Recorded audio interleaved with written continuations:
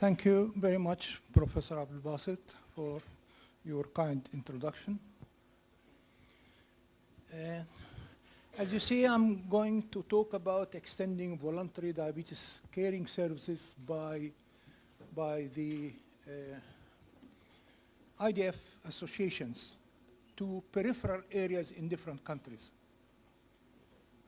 And I'm going to start from what we were yesterday when Professor Nam described the situation of diabetes as a disaster or tsunami or whatever. And Professor Pierre Lefebvre told you a lot about the history of IDF. I'm going to start. Doesn't work. Please. Yep. This one. Yep. Okay. I'm going to start from the year 2006 when the international community has discovered that diabetes is a disaster, a real disaster, and it has to take some active processes to fight against diabetes. And since that, the United Nations issued its 2006 resolution regarding on diabetes, asking all countries to put national diabetes programs in order to fight against diabetes in each country. And in our region, the MENA region, we produced this resolution in year 2006. I was at that time IDF vice president. After 3 years, I was chairman of the MENA region.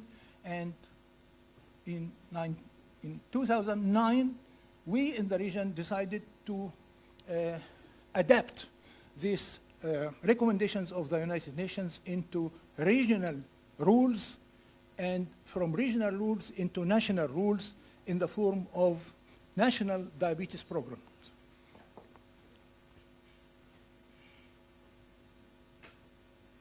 So to describe how the national diabetes program should be done, we started by defining what should everybody in certain community should do regarding doing something for the people with diabetes. Everybody, starting from the family of the patient with diabetes, from the treating physician and medical team, from the government, from the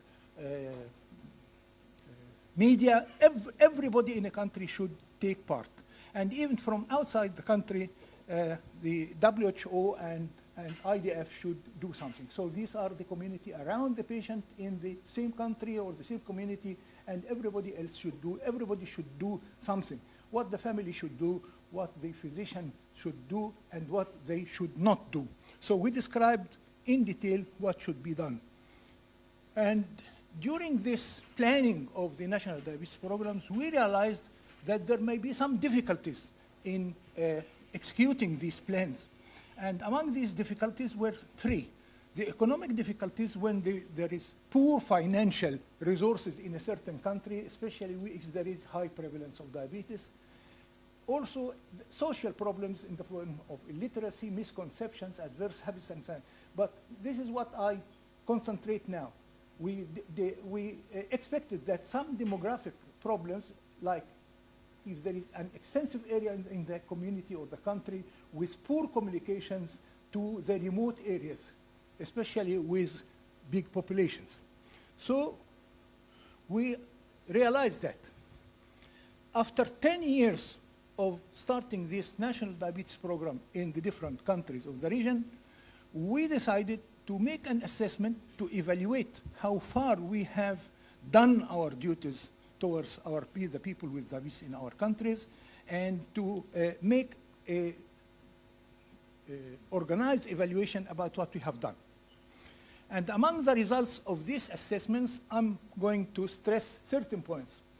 We concluded that the final objectives of the national diabetes programs were not yet completely fulfilled.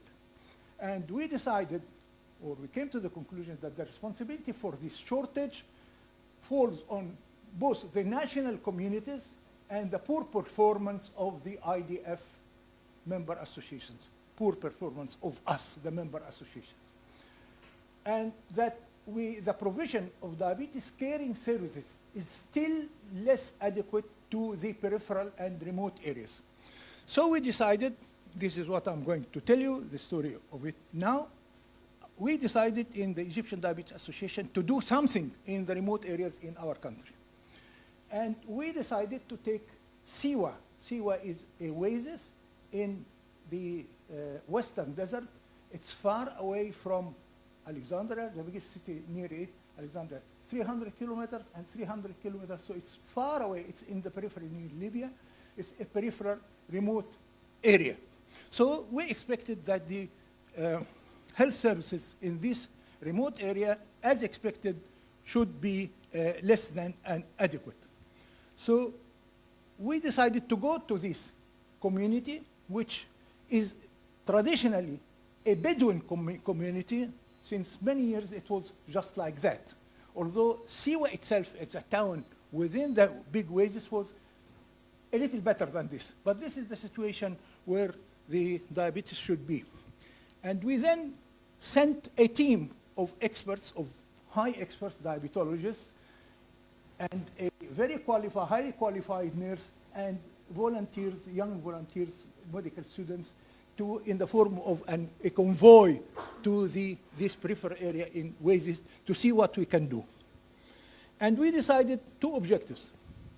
The first objective is to examine people from the general population in order to detect the undiagnosed cases of diabetes, to see how much needs to be diagnosed and start treatment.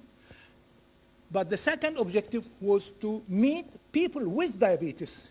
In the diabetic patients, we wanted to measure the adequacy of glycemic control, which reflects the adequacy of medical care to the people with diabetes, and also to try to detect early detection of complications. And this is why we would help our people in this remote area of Siwa. And we expected, because it's a remote area with less than adequate diabetes education and education as a whole, and less than adequate health services there, that we are going to have some difficulties, which did happen. We had to accept, first of all, two difficulties, main difficulties. We had to accept everybody who was willing from people in this town, which is 35,000 people population. Everybody who comes to us should get our assistance. So we had to accept everybody, all who are willing to participate first. And the second one is that if we wanted to do some epidemiological studies in order to assess the prevalence of diabetes, we should not be very strictly using the very scientific rules of epidemiological studies. We have to be malleable. And this is what we had done in order to overcome these difficulties. So we had to meet everybody. We have to comply with the traditions of the people there in these remote areas. We have to use even the smallest facilities available to us in these areas. But we have also to give the utmost possible care in measuring blood sugars, taking care of food problems, and do as much as we can. So what happened? Let me tell you the results. We had to, therefore, in order to accept everybody coming to you, some people would be at a fasting state, so you measure the blood sugar at the fasting state.